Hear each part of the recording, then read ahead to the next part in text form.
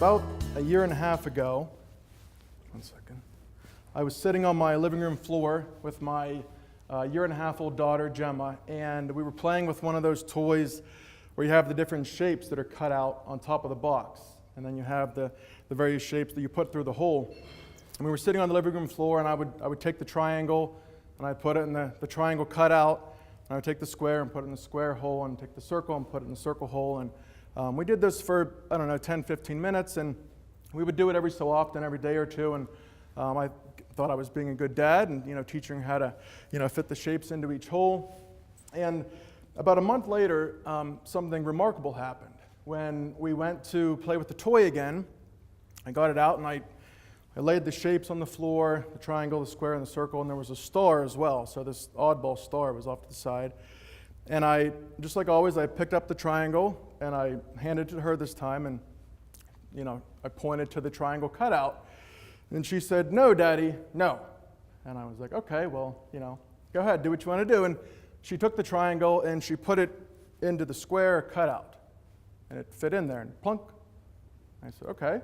And then she picked up the circle and she put the circle into the square cutout. It dropped right in. And then she took the square and obviously put the square in. And I was stunned, first of all, at her ingenuity and her creativity and her ability to fit all three shapes into the square. But it was her generosity that really sort of outshined that when she looked at me and she said, "Okay, you can do the star."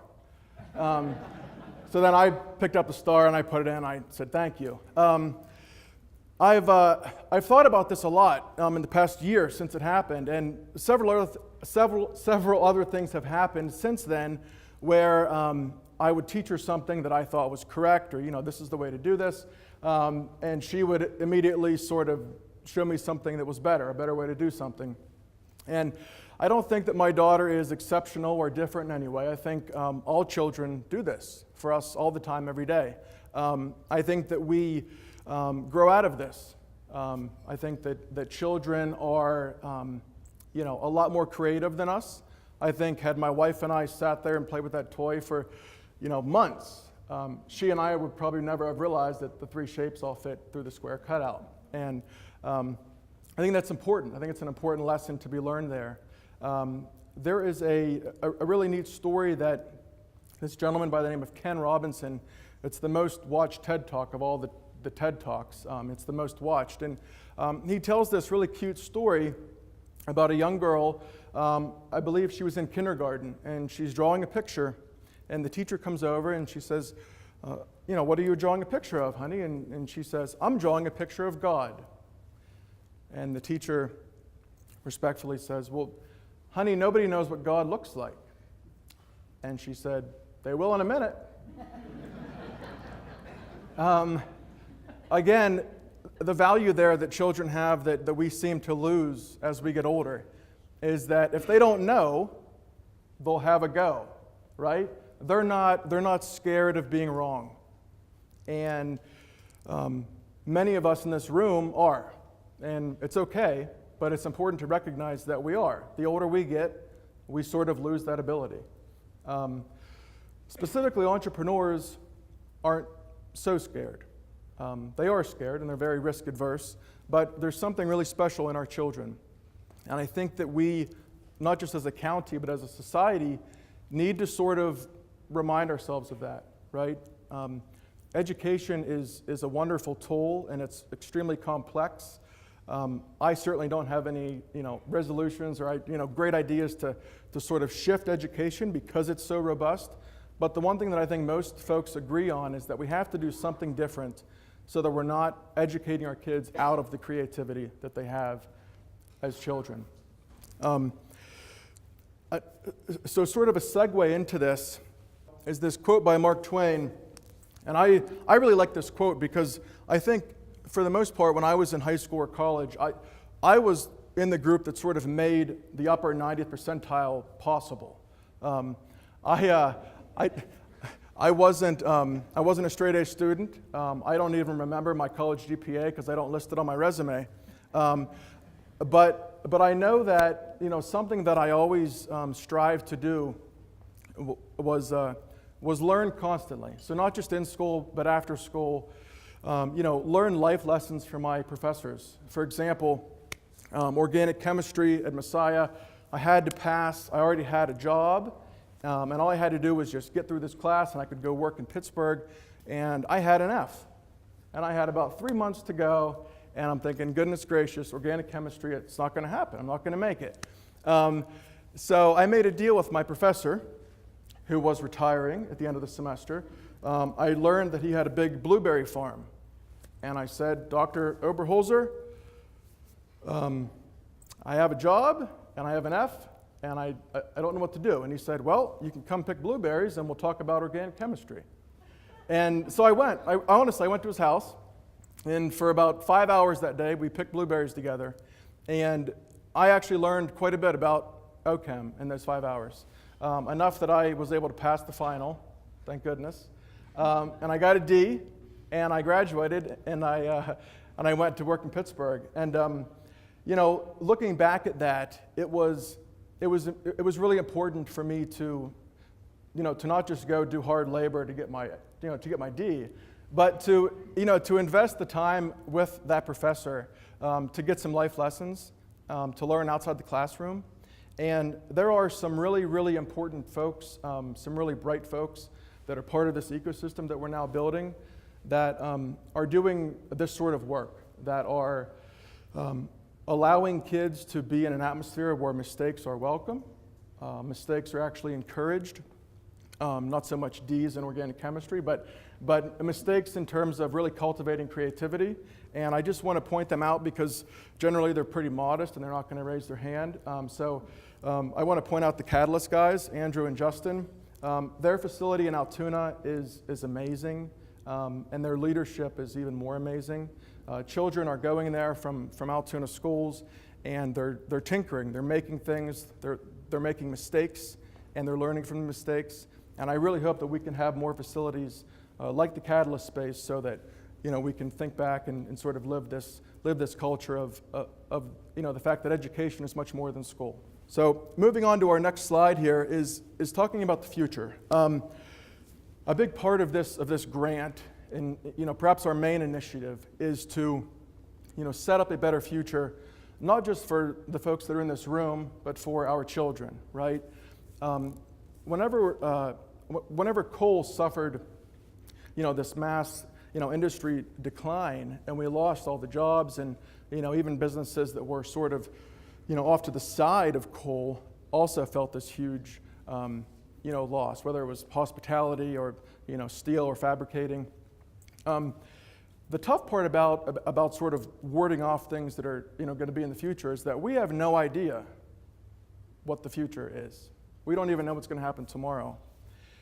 So when you look at programs like this, and you look at initiatives like this, and you put a bunch of really, really bright people in a room, and you say, okay, here's $4 million, let's do this, this, and this, and hopefully we get this result.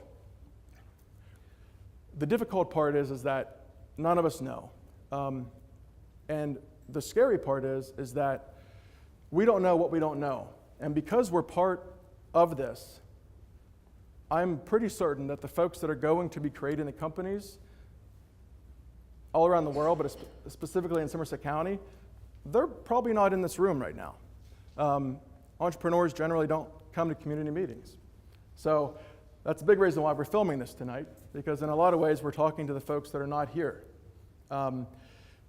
We want them here, and I hope that if we do this again in 5 years, the room is full of people that are disrupting markets, people that are solving problems, people that are inventing stuff.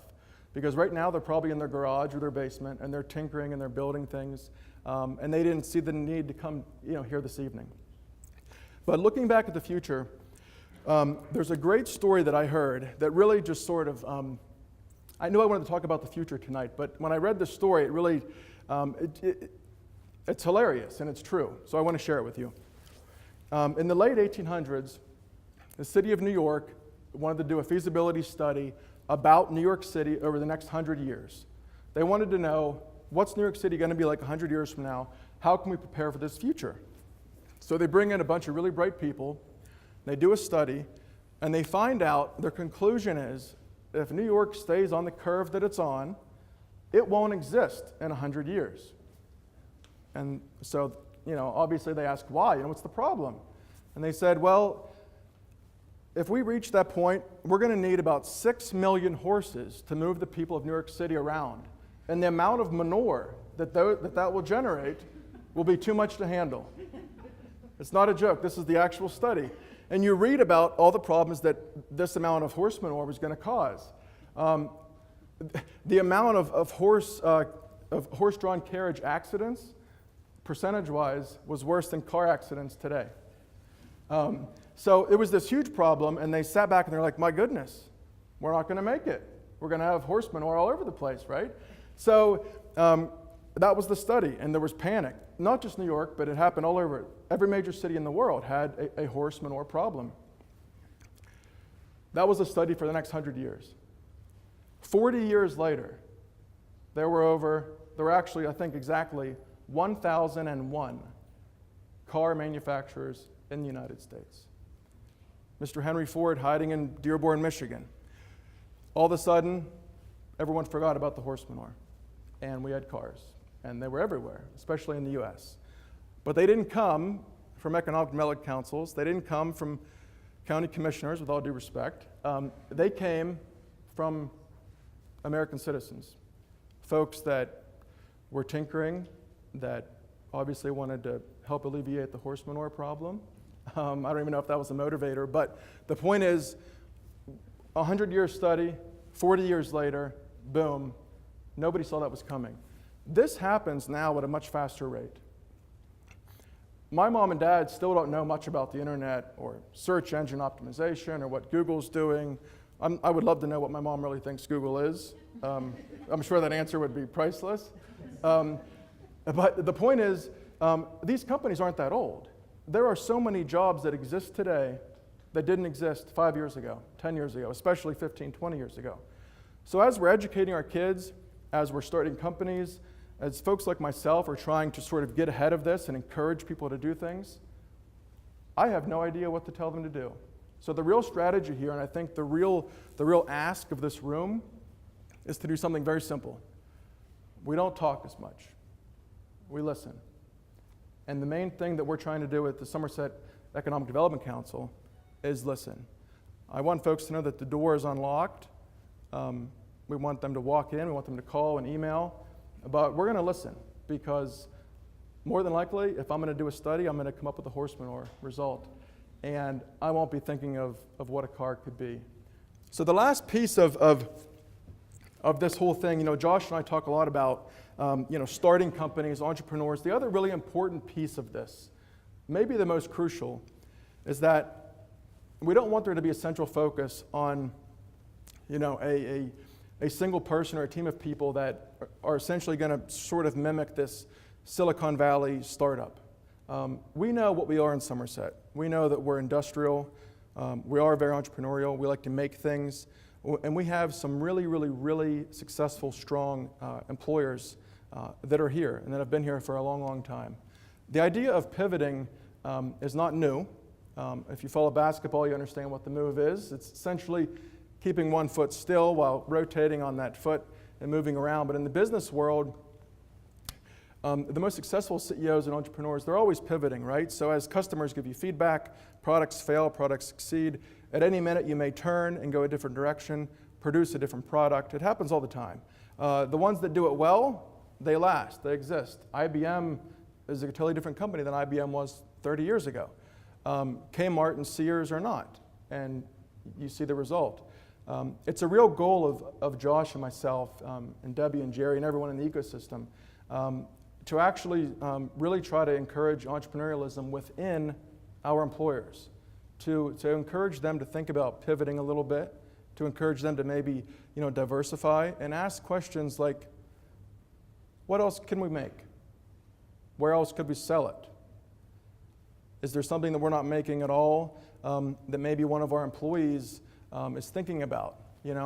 Having a culture where your employees can actually share ideas within that culture, as opposed to to quitting. I hear that all the time, and it bothers me, because I would love to know that if we do things within that healthy company, the success rate is probably much higher than if that man or woman were to quit to start their own venture. So this idea of pivoting is really important to us, and we hope that we can continue this with our major employers. So in closing, this saying drives me nuts. It's a pretty popular saying, though. We say it all the time: go big or go home. And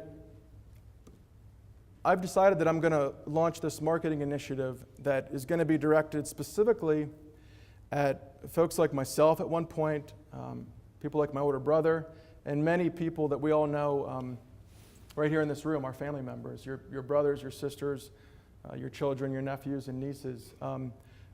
We pump out a lot of really great talent in this county, really, really bright kids. And leaving is important. Leaving is great. Going off to college, being away from here, traveling for work, those are all wonderful things. I think if you don't leave, maybe it's difficult to see the big pictures, oftentimes. So I definitely encourage our young kids to go away, to school and work. But then there comes that point where, you realize that a lot of your friends aren't here anymore, and you're talking to them, and you hear all the time that, I would love to move home. I would love to move back and buy a house and raise a family, but I just can't. There aren't any jobs there for me, and we are these excuses. I'm going to do everything that I can to sort of mitigate those excuses. I'm going to encourage entrepreneurialism. I'm going to encourage folks to come home and start companies. I think we can do a better job of establishing relationships with these bright kids before they leave, and we have some ideas around that. And then hopefully, pretty soon we can change this saying, and this will become sort of the new thing in the county going forward. So we're going to change it from go big or go home to go big and go home. And I have some ideas to sort of market around this and try to bring our sons and daughters and brothers and sisters back here to start and grow companies. So thank you so much.